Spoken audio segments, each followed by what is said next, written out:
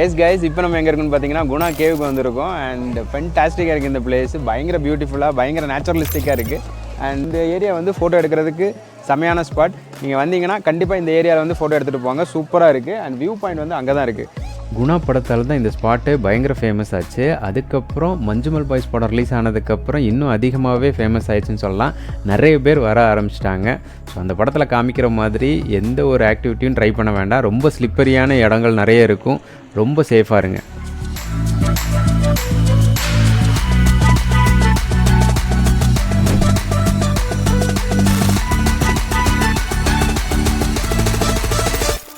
S guys, இப்போ நம்ம எங்கே இருக்குன்னு பார்த்தீங்கன்னா மோயர் பாயிண்ட் அப்படின்ற ஒரு ஸ்பாட்டில் இருக்கிறோம். செம்ம கிளைமேட் அண்ட் செமையான ஒரு ஸ்பாட்டு. பட் என்ன மைனஸ் பாயிண்ட்னா full and full mist, full and full ஒயிட்டாக தான் தெரியுது. பட் ஆனால் கிளைமேட் சூப்பராக இருக்குது. டைம் இப்போ 2 o'clock ஆகுது. 2 o'clock ஆன மாதிரியே தெரில. ஸோ இந்த மாதிரிப்பட்ட பிளேஸஸ்க்கு வரீங்க அப்படின்னா மார்னிங் ஒரு 9 to 11 வந்து பார்த்துருங்க. அப்போ தான் வியூவும் பார்க்க முடியும், அந்த கிளைமேட் என்ஜாய் பண்ண முடியும். இப்போ கிளைமேட் சூப்பராக இருக்குது, பட் வியூ எதுவும் தெரில. அது ஒன்று தான் மைனஸ் பாயிண்ட். பட் செம்மையாக இருக்குது.